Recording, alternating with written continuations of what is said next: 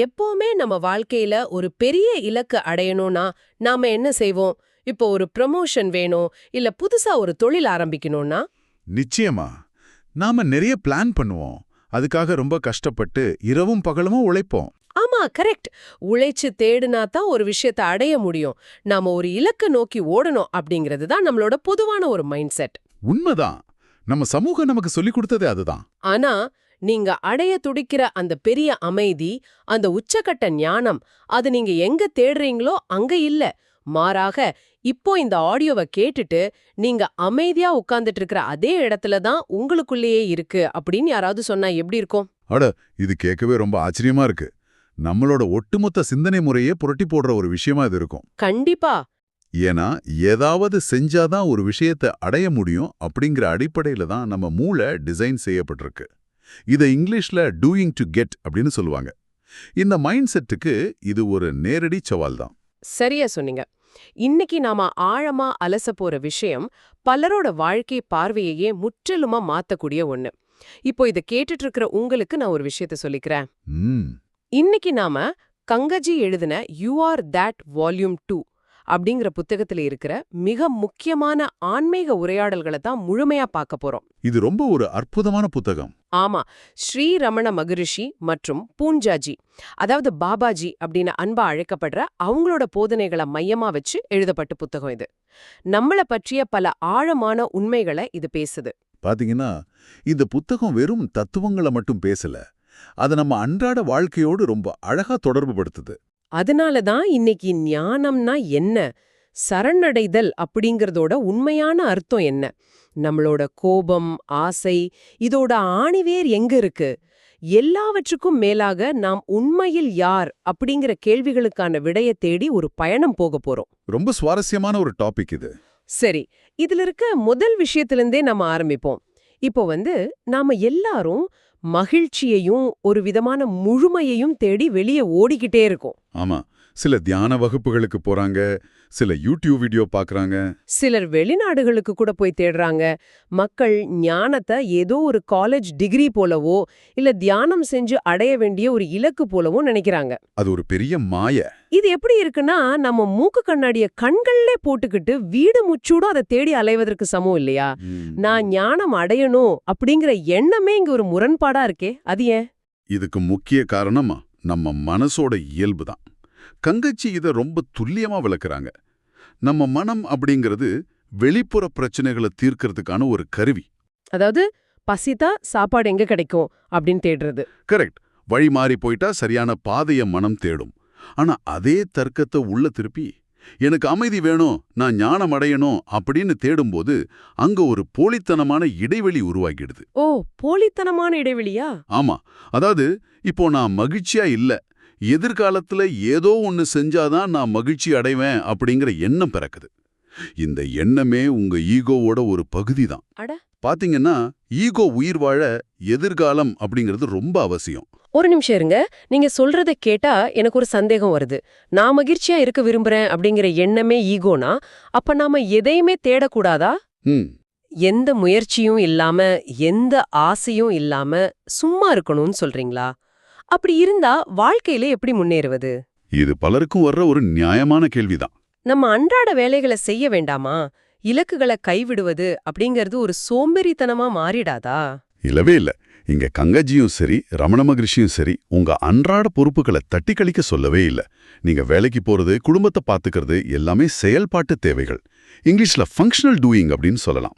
சரி, அப்ப எது பிரச்சனை? பிரச்சனை எங்க வருதுன்னா, உங்களோட உளவியல் ரீதியான முழுமைக்காக, உங்க ஆன்மாவோட அமைதிக்காக நீங்க வெளியே ஏதாவது செஞ்சு அடையலாம் நினைக்கிறது தான். இது சைக்கலாஜிக்கல் டூயிங். ஓ, இப்ப புரியுது. நீங்க 1000 புத்தகங்களை படிச்சாலும் இல்ல மணிக்கணக்கா தியானம் செஞ்சாலும், நான் இதை அடைஞ்சிட்டேன் அப்படின்னு உங்க ஈகோ தனக்குத்தானே ஒரு முத்திரையை குத்திக்க தான் அது பயன்படும். ஆஹா, அமைதி அப்படிங்கிறது நாம ஏதாவது செய்வதால் வர்றதில்லைன்னு சொல்றீங்க. அப்படி என்றால் அதை எப்படித்தான் அனுபவிக்கிறது? இதுக்கு பாபாஜி மற்றும் ரமண மகரிஷியோட மிகச்சிறந்த அறிவுரை ஒன்று இருக்கு. அது என்னன்னா, அமைதியாக இருங்கள் அப்படிங்கிறது தான். பி ஸ்டில் அப்படின்னு சொல்வாங்களே, அதுவா? எக்ஸாக்ட்லி. இது சும்மா பிசிக்கலா எந்த அசைவும் இல்லாம உட்கார்ந்து இருக்கிறது கிடையாது. உங்க மனம் தொடர்ந்து ஒரு அளவுகோலை வச்சுக்கிட்டு, நான் சரியா போறேனா, இன்னும் எவ்வளவு தூரம் இருக்கு அப்படின்னு அளந்துகிட்டே இருக்கிறத நிறுத்துறது. ஆமா, நம்ம மைண்ட் எப்பவுமே கால்குலேட் பண்ணிட்டே இருக்கும். அந்த தேடுதலை கைவிடுறது தான் முதல் படி. உங்களுக்குள்ள எந்த மாற்றமும் இல்லாம எப்போதுமே இருக்கக்கூடிய அந்த விழிப்புணர்வை, உங்களோட உண்மையான இயல்பை உணர்வது தான் ஞானம். வெளியே தேடுறத நிறுத்தினாலே நீங்க ஏற்கனவே அதுவாகத்தான் இருக்கீங்க அப்படிங்கிறது உங்களுக்கு புரிஞ்சிடும். சரி, மனசோட அளவுகோல்களை வீசி எறியணும்னு சொல்லீங்க. ஒரு வகையில பார்த்தா இது எல்லாவற்றையும் விட்டு விடுவது, அதாவது சரணடைவது போல தோணுது. கண்டிப்பா சரணடைதல் தான். ஆனா பொதுவா உலக வழக்கத்துல சரணடைதல் அப்படிங்கிற வார்த்தையை கேட்டாலே ஏதோ ஒரு போர்ல தோற்று போய் எதிரியிடம் ஆயுதங்களை கீழே போடுறது போது தானே தோணும். ஆமா, நம்ம அப்படி ஒரு அர்த்தத்தை தான் பழகி வச்சிருக்கோம். அது ஒரு பலவீனமான செயல் தானே. இதை எப்படி நாம ஏத்துக்கிறது? இத சரணடைதல்னு சொல்றதே ஒரு முரண்பாடா இருக்கே. வார்த்தைகள் சில நேரங்கள்ல நம்மள தவறா வழிநடத்திடும். கங்கஜி சொல்றது முற்றிலும் மாறுபட்ட ஒரு சரணடைதல். இத நாம தோல்வியின் சரணடைதல்னு சொல்லக்கூடாது. இது ஒரு வெற்றிகரமான சரணடைதல். வெற்றிகரமான சரணடைதலா? அது எப்படி? இப்போ நீங்க ஒரு பெரிய பாரமான சுமையை சுமந்துகிட்டு மலை ஏறீங்கன்னு வச்சுப்போம். கொஞ்ச தூரம் போனதும் அந்த சுமை தேவையற்றதுன்னு உணர்ந்து அதை கீழே வைக்கிறீங்க. அது தோல்வியா? இல்லையே, அது ஒரு பெரிய விடுதலையாச்சே. அது போலதான் இந்த சரணடைதலும். எனக்கு புரியுது. ஆனா எதை நாம சரணடையணும்? எந்த சுமைய நாம கீழே வைக்கணும்? நம்மோட பெயர், நம்ம கடந்த கால வரலாறு, நம்ம சாதனைகள், தோல்விகள். ஓ, நம்மளோட அடையாளங்களா? ஆமா, நான் ஒரு நல்லவன் இல்ல நான் ஒரு கெட்டவன் அப்படிங்கிற எண்ணங்கள், எதிர்காலம் குறித்த எதிர்பார்ப்புகள், இது எல்லாத்தையுமே ஒரு நொடி பொழுதில் கைவிடுவது தான் இதோட அர்த்தம். புத்தகத்துல கங்கஜி இதை விளக்க ஒரு அருமையான கதையை சொல்றாங்க. நிர்வாண சக்கரவர்த்தி கதை உங்களுக்கு தெரியும்ல? ஆமா, அந்த சக்கரவர்த்தி கண்ணுக்கு தெரியாத ஒரு மாய ஆடைய அணிந்திருப்பதா நினைச்சுக்கிட்டு நிர்வாணமா வீதியில வருவார். மக்கள் எல்லாரும் பயந்து போய் அந்த இல்லாத ஆடைய புகழ்வாங்க. ஆனா ஒரு சின்ன பையன் மட்டும் ராஜா நிர்வாணமா போறார் அப்படின்னு உண்மையை கத்தி சொல்லுவான். அதுதானே? அதே கதை தான். ஆனா இந்த கதையை நம்மளோட சைக்காலஜியோட பொருத்தி பாருங்க. நாமும் தான் அந்த சக்கரவர்த்தியை போல நடந்துகிட்டு இருக்கோம். நாம பிறக்கும்போது எந்த அடையாளமும் இல்லாம வெறும் விழிப்புணர்வா பிறந்தோம். உண்மைதான். அப்புறம் வளர வளர நம்ம படிப்பு, வேலை, மதம், நம்ம வழிகள், நான் ரொம்ப புத்திசாலி அப்படிங்கிற நினப்பு, இது எல்லாத்தையுமே நம்ம ஆடைகளா மாட்டிக்கிட்டோம். இந்த ஆடைகள் உண்மையானவை அப்படின்னு நம்ம முழுமையா நம்புறோம். ஓ, இது ரொம்ப ஆழமான ஒரு கம்பேரிசன். அதாவது அந்த சக்கரவர்த்தியை போலவே நாமும் நம்ம அடையாளங்களே நம்ம உண்மையான ரூபம்னு நம்பிட்டு இருக்கோம். சரியா சொன்னீங்க. யாராவது உங்களோட அந்த ஆடைய, அதாவது உங்க ஈகோவை விமர்சித்தா, நீங்க பயந்து போய் அதை தீவிரமா பாதுகாப்பீங்க. ஆமா, கோபம் வரும். ஏன்னா அந்த ஆடைகளை கழட்டிட்டா நீங்க ஒண்ணுமே இல்லைன்றாகிவிடும். அந்த ஒண்ணுமில்லாத தன்மையை கண்டு மனிதர்களுக்கு மிகப்பெரிய பயம் இருக்கு. ஆனா உண்மை என்னன்னா, அந்த சக்கரவர்த்தியை போலவே நாமும் உள்ளுக்குள் நிர்வாணமா தான் இருக்கும். ஆட, நம்மளோட உண்மையான இயல்பு எந்த அடையாளமும் இல்லாத எல்லையற்ற தன்மை கொண்டது. அந்த போலியான அடையாளங்களை கைவிடுவதும், நான் ஒண்ணுமே இல்ல அப்படிங்கறது எந்த பயமும் இல்லாம ஏத்துக்கிறதும் தான் உண்மையான சரணடைதல். அப்படியென்றால் என்னை யாராவது விமர்சிக்கும் போது அவங்க உண்மையான என்ன திட்டல, நான் போட்டிருக்கிற அந்த போலியான ஆடைகளை தான் விமர்சிக்கிறாங்க அப்படின்னு நான் உணர்ந்துட்டா எனக்கு கோபமே வராது இல்லையா? இது மிக அருமையான ஒரு பார்வை. கண்டிப்பா. சரி, இந்த அடையாளங்களை சரணடைய நாம தயாரா இருந்தாலுமே நிஜ வாழ்க்கையில இது அவ்வளோ ஈஸி இல்லையே. இப்போ நாம தத்துவத்தை விட்டுட்டு பிராக்டிக்கல் லைஃப்க்கு வரோம். சரி, சொல்லுங்க. நாம ரோட்ல வண்டி ஓட்டிட்டு போகும்போது யாராவது குறுக்க வந்தா, இல்ல ஆபீஸ்ல நம்ம பாஸ் நம்மள கடுமையா திட்டினா உடனே நமக்கு கோபம் வருதே. ஆமா, அது இயல்பு தானே. கோபம் அப்படிங்கிறது நமக்கு ஒரு பாதுகாப்பு கவசம் போல செயல்படுது. நான் கோபப்படாவிட்டால் இந்த உலகம் என்னை சாதாரணமா நினைச்சு ஏமாற்றிடும், மிதிச்சுட்டு போயிடும் அப்படின்னு நாம நினைக்கிறோம். அந்த கோபத்தை விட்டுட்டா நாம பாதுகாப்பற்றவர்களாக, பலவீனமானவர்களாக மாறிவிட மாட்டோமா? இது ஒரு மிக முக்கியமான பிராக்டிக்கல் சிக்கல் தான். கங்காஜி கிட்ட ஒருத்தர் இதே கேள்வியை கேட்கும்போது அவங்க ஒரு மிக நுட்பமான உண்மையை சொல்றாங்க. நீங்க கோவப்படும்போது அது உங்களை பாதுகாப்பதான் நீங்க நினைச்சிட்டு இருக்கீங்க. ஆமா, அப்படி நினைச்சுதான் கோபப்படுறோம். கோபம் உங்களை ஒரு குறிப்பிட்ட எல்லைக்குள் வச்சு ஒரு சுவரை எழுப்பி பாதுகாக்குது. ஆனா அந்த கோபத்தை விட்டுவிடும் பொழுது, உங்களோட அந்த பாதுகாப்பு கவசம் உடையும் பொழுது ஏற்படும் அந்த முழுமையான பாதுகாப்பற்ற தன்மையை சற்று கவனிச்சு பாருங்க. அது பயப்படக்கூடிய ஒண்ணு இல்ல, அது உண்மையில ரொம்ப உற்சாகமானது அப்படின்னு கங்காஜி சொல்றாங்க. உற்சாகமானதா? கவசம் உடையும் போது பாதுகாப்பற்ற தன்மை எப்படி உற்சாகமா இருக்க முடியும்? ஒருத்தர் என்ன திட்டும் போது நான் எந்த கவசமும் இல்லாம நின்றால் எனக்கு வலிக்குமே. ஒரு சிறிய தனி நபராகவோ சுருக்கிக் கொள்ளும் போது மட்டுமே உங்களுக்கு ஒரு கவசம் தேவைப்படுது. ஓ, நான் ஒரு தனியாள்னு நினைக்கிறதுனால தான் இந்த பயமா? ஆமா, அந்த போலியான எல்லையை உடைத்து திறந்த மனசோடு எந்த பாதுகாப்பும் இல்லாம நீங்க நிக்கிற அந்த தருணத்துல அங்க பாதுகாக்கப்பட வேண்டியது எதுவுமே இல்ல அப்படிங்கறத நீங்க உணர்வீங்க. உங்களை தாக்கும் அந்த வார்த்தைகள் காற்றில் கரைந்து போகும். அந்த திறந்த நிலைதான் உண்மையான பலம். கேட்கவே ரொம்ப நல்லா இருக்கு. ஆனா ஆசைகளை என்ன செய்யறது? கோபத்தை போலவே ஆசையும் நம்மள ஆட்டி படைக்குதே. எனக்கு அது வேணும் இது வேணும்னு வர ஆசைகளை அடக்கணுமா இல்ல அதை முழுமையா அனுபவிச்சு தீர்க்கணுமா?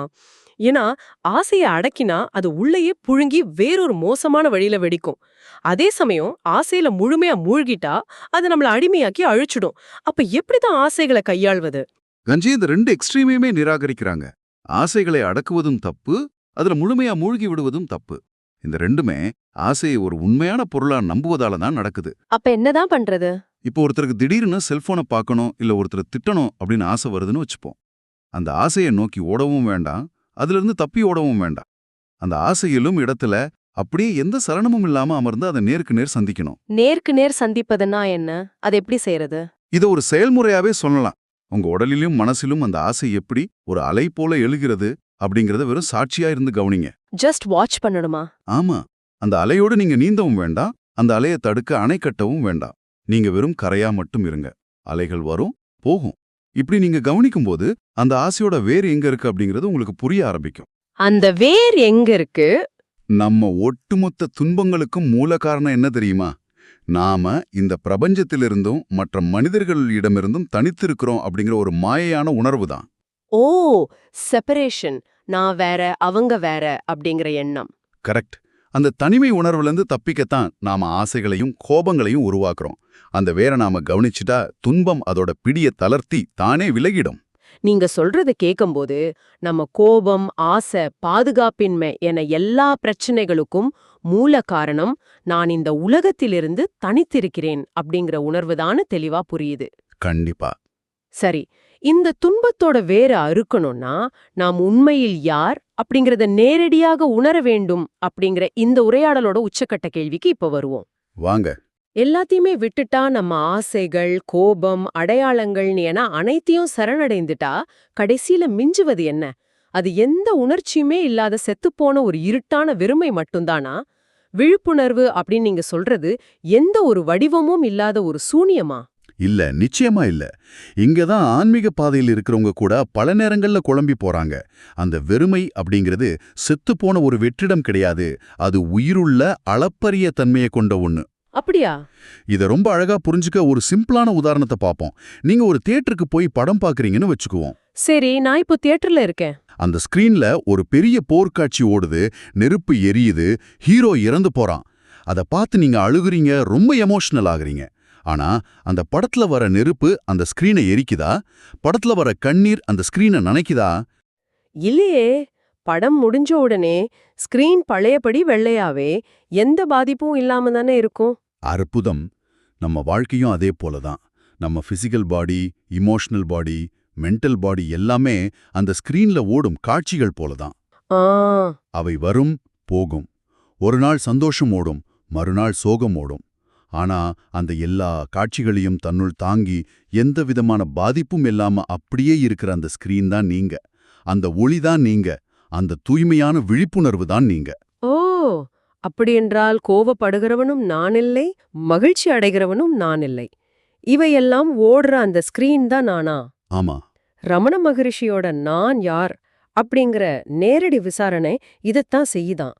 நாம காட்சியிலிருந்து விலகி நம்மள ஸ்கிரீனா உணர்வதற்கு உதவுதா? மிக சரியா புரிஞ்சுக்கிட்டீங்க. நான் யார் அப்படிங்கிற கேள்விக்கான விடை ஒரு வார்த்தையில இல்ல, அது ஒரு அனுபவம். உங்க கவனத்தை காட்சியிலிருந்து, அதாவது எண்ணங்களிலிருந்து விலக்கி ஸ்கிரீன் மீது, அதாவது விழிப்புணர்வின் மீது திருப்புவதுதான் அது. ரொம்ப தெளிவா இருக்கு. இந்த மாயையான உடல்களை தாண்டி எந்த மாற்றமும் இல்லாத உண்மையான உங்களை உணர்த்தும் கருவிதான் அந்த விசாரணை. ஆனா பல ஆன்மீகவாதிகள் சொல்ல கேட்டிருக்கேன், அவங்க தியானம் செய்யும்போது அவங்களுக்கு ஒரு மாபெரும் பரவச நிலை ஏற்படும்னு. உடலெங்கும் ஒரு மின்சாரம் பாய்வது போல தோணும், ஒரு அதீத ஆனந்தம் கிடைக்கும்னு சொல்லுவாங்களே. அதுதான் உண்மையான நான் இல்லையா? அதுதான ஆன்மீகத்தோட உச்சகட்டம். இது ஒரு மிகப்பெரிய மாயை. கங்கஜி இந்த விஷயத்துல ரொம்ப தெளிவா இருக்காங்க. அந்த பரவச நிலை, அந்த பேரானந்தம், அந்த சிலிர்ப்பு எல்லாமே கூட ஸ்கிரீன்ல ஓடுற இன்னொரு காட்சி தான். என்னது, அதுவும் காட்சியா? ஆஹா, அது எவ்வளவோ அற்புதமான ஆன்மீக அனுபவமா இருந்தாலும் சரி, அதுவும் போகக்கூடிய ஒன்றுதான். எதெல்லாம் வருகிறதோ அது கட்டாயம் ஒரு நாள் போகும். எது போகிறதோ அது உண்மையான நீங்க இல்ல. இது எனக்கு மிகப்பெரிய அதிர்ச்சியா இருக்கு. ஆன்மீக பரவசமே நாம இல்லன்னா பிறகு நாம யார்தான்? அந்த பரவச நிலையை அனுபவிப்பது யார் அப்படின்னு நீங்க உங்களை கேட்கணும். அலைகள் கடல்ல தோன்றி மறையும். சில அலைகள் ரொம்ப உயரமா அழகா இருக்கலாம், சில அலைகள் சின்னதா இருக்கலாம். ஆமா. ஆனா அலைகள் தோன்றி மறைந்தாலும் கடல் எப்போதுமே கடலாகவே இருக்கும். உங்களோட அன்றாட உணர்ச்சிகளும் சரி, உங்களோட உச்சகட்ட ஆன்மீக அனுபவங்களும் சரி, அவை எல்லாமே கடலில் தோன்றும் அலைகள் போலத்தான். வாவ். ஆனா எந்த மாற்றமும் இல்லாம எல்லா அலைகளையும் தன்னுள் அடக்கி அந்த பெருங்கடல் இருக்கு பாத்தீங்களா, அந்த நிரந்தரமான விழிப்புணர்வு, அந்த கடல் தான் நீங்க. எவ்வளவு அற்புதமான விளக்கம் இது. கடலாகவே நாம இருக்கும்போது ஒரு சின்ன அலைய பிடிச்சிக்கிட்டு இதுதான் நான் அப்படின்னு நம்ம எப்படி சுருக்கிக்க முடியும்? அந்த விழிப்புணர்வாக அமைதியாக இருப்பதே நம்ம உண்மையான இயல்பு அப்படிங்கிறது ரொம்ப ஆழமான ஒரு நிதர்சனமான உண்மை. கண்டிப்பா. சரி, நாம இந்த ஆழமான உரையாடலோட இறுதி பகுதிக்கு வந்துட்டோம். இந்த விவாதத்திற்கு பிறகு இத கேட்டுட்டு இருக்கிற உங்களுக்கு நான் ஒரு புதிய கோணத்தை வழங்க விரும்புறேன். நாம உலகம் மாற்றணும்னா வீதியில இறங்கி போராடணும், பெரிய பெரிய கடினமான வேலைகளை செய்யணும், அப்பதான் மாற்றம் வரும்னு நினைக்கிறோம். ஆமா, அதுதான் பொதுவான எண்ணம். ஆனா ரமண மகரிஷியோட வாழ்க்கைய பாருங்க. அவர் எந்த ஒரு சமூக சீர்திருத்த போராட்டத்திலும் ஈடுபடல, அவர் எந்த பிரச்சாரமும் செய்யல. திருவண்ணாமலையில் பல வருஷமா ஒரே இடத்துல அமைதியா தனக்குள் தானாக அமர்ந்திருந்தார். ஆனா அவரோட அந்த முழுமையான அமைதி ஒட்டுமொத்த உலகையும் அசைத்து பார்த்தது. உண்மைதான். உலகம் முழுவதிலுமிருந்து மக்கள் அவரை தேடி வந்தாங்க. ஏன்னா அமைதியாக இருப்பதே, தன்னுள் விழிப்புணர்வாக இருப்பதே ஒரு மாபெரும் செயல்தான். இதோட தொடர்புடைய இன்னொரு முக்கியமான விஷயத்தையும் கங்கஜி இங்க மாற்றி அமைக்கிறாங்க. அதுதான் பிரார்த்தனை. ஓ, சொல்லுங்க. பொதுவா நம்ம இறைவனிடம் என்ன பிரார்த்தனை செய்வோம்? எனக்கு அந்த வேலை கிடைக்கணும், என் நோய் தீரணும், எனக்கு அந்த பொருள் வேணும்னு நமக்காகவோ அல்லது உலகத்துல நடக்கும் போர்கள் நிற்கணும் என்றோ கேட்போம். ஆமா. அப்படிதான் கேட்போம். இதுல எல்லாம் தவறு இல்லை என்றாலும் கங்கஜி கூறுவதுபடி உண்மையான பிரார்த்தனை அப்படிங்கிறது என்ன தெரியுமா? எந்த ஒரு சுயநலமும் தனிப்பட்ட எதிர்பார்ப்பும் இல்லாம நாம் உண்மையில் யார் என்ற அந்த தூய்மையான விழிப்புணர்வு இந்த உலகத்தில் உள்ள அனைவருக்கும் தெரிய வேண்டும் அப்படின்னு ஆழமா விரும்புவதுதான் 100% உண்மையான பிரார்த்தனை. ஆஹா, உண்மையான மாற்றம் அப்படிங்கிறது வெளியில நடக்கிற போராட்டங்கள்ல இல்ல, உங்களுக்குள்ள இருக்கிற அந்த அமைதியை கண்டறிவதிலிருந்தே தொடங்குது. நீங்க அடுத்த முறை கண்ணாடிய பாக்கும்போது அதுல தெரியற முகமும் அந்த பேரும் நீங்க இல்ல, அந்த பிம்பத்தை கவனிச்சிட்டு இருக்கிற அந்த அமைதிதான், அந்த விழிப்புணர்வு தான் நீங்க அப்படின்னு முழுமையா உணர்ந்தா உங்க வாழ்க்கை எப்படி மாறும்? ரொம்ப ஆழமான கேள்வி. கோபப்படும்போது, ஆசைப்படும்போது அந்த சலனங்களை எல்லாம் கவனிக்கும் சாட்சியா உங்களை நீங்க உணர்ந்தா உங்க அன்றாட போராட்டங்கள் எவ்வளவு சிறியதாகிவிடும். இத நீங்க சற்று ஆழமா சிந்தித்து பாருங்க. அந்த உண்மையான விழிப்புணர்வை நோக்கிய உங்கள் தேடலற்ற பயணம் இங்கிருந்தே, இந்த நொடியிலிருந்தே அமையட்டும். இந்த சிந்தனையோட இன்றைய நமது உரையாடலை நிறைவு செய்கிறோம். அந்த விழிப்புணர்வு உங்களுக்குள் ஒளிரட்டும். இவ்ளோ நேரம் கேட்டதுக்கு ரொம்ப நன்றி. ஆமா, ரொம்ப நன்றி. இந்த Tamil voice reads channel monetisation இல்லாம தான் நடக்குது. உண்மைதான். இங்க ஆடியோ புத்தகம் உங்களுக்கு பயன் தருது என்று நினைத்தால் இந்த முயற்சி தொடர்ந்து போக உங்க ஆதரவு மிகவும் உதவும். கண்டிப்பா. என்னுடைய இந்த முயற்சிக்கு நன்கொடை அளிக்க விருப்பம் இருந்தால் டிஸ்கிரிப்ஷன்ல கொடுக்கப்பட்டுள்ள UPI ஐடி மூலம் வழங்கலாம். உங்களால் முடிந்த அளவு போதும். ஆமா, சிறிய ஆதரவும் பெரிய உதவிதான். இந்த வீடியோ உங்களுக்கு பயனுள்ளதாக இருந்தால் சப்ஸ்கிரைப் பண்ணுங்க. மற்றவர்களுக்கும் பகிர்ந்து கொள்ளுங்கள். ஏன்னா இந்த கருத்துக்கள் அவர்களுக்கும் தேவையாக இருக்கலாம். லைக் பண்ணுங்க. உங்க கருத்துக்களை கமெண்ட்ல பகிருங்கள். மனப்பூர்வமான நன்றி.